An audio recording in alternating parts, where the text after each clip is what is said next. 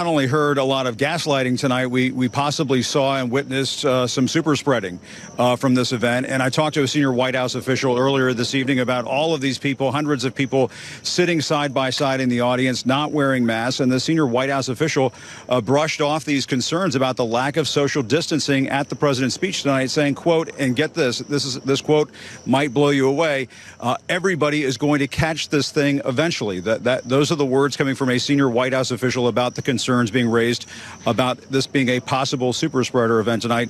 Everybody is going to catch this thing eventually. That is the official White House position when it comes to the pandemic that was their responsibility to contain. And so not only is this proof that they've failed to do exactly that, but that they're acknowledging the fact that everyone will get it, meaning that millions of Americans will die as a result. Here's the thing. Think about all of the months that you've done your part. Think about the birthdays and weddings and parties and dinners that you've missed. Think about the sheer number of days that you stayed inside. Think about the time with friends and family lost. Think about all of that sacrifice and recognize that because people like Donald Trump needed to have a completely unnecessary event in the middle of a pandemic, an event where those in attendance weren't tested and that statistically will lead to an increase in infections, this outbreak will only continue even longer. So even though you've taken pains to alter your behavior because the purported leader of the United States is physically incapable of going any amount of time without people clapping for him, he's going to continue congregating people together even if it prolongs the outbreak, because his priority is just himself.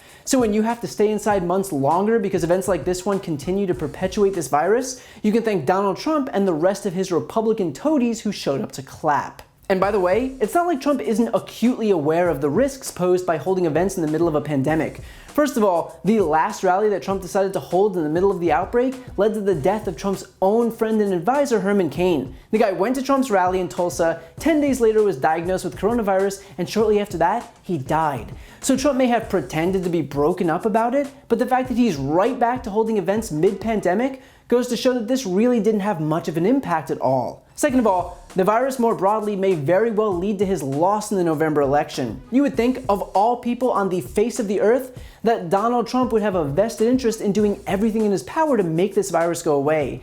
And yet he is so incapable of getting out of his own way. His narcissism is so strong that he would rather give himself a rally even if it leads to an outbreak. Even if it leads to the death of someone who he personally knows who attended, all because he needs the attention. By the way, this is the White House's position in election season. This is them on their best behavior. This is their pitch to voters. It's their job interview. If they're this dismissive during the election, just imagine how careless they're going to be if they win. Just imagine how little effort they'll put forth if they're no longer accountable to the American people.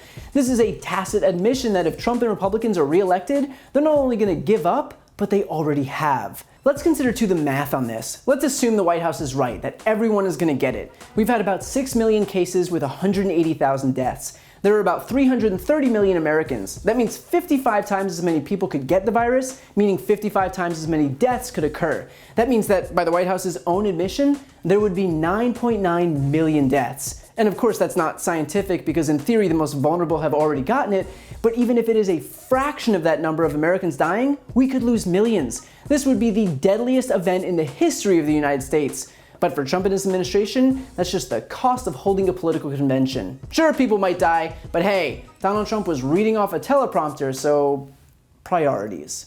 And yet this is par for the course. Since day one, this administration simply couldn't be bothered to do what was necessary to contain the virus. They never coordinated a nationwide testing and contact tracing system, or produced enough PPE, or advocated for stay-at-home orders, or implemented a nationwide mask mandate. And I know I repeat those constantly, but the point is that we know and remember what was necessary to contain this pandemic.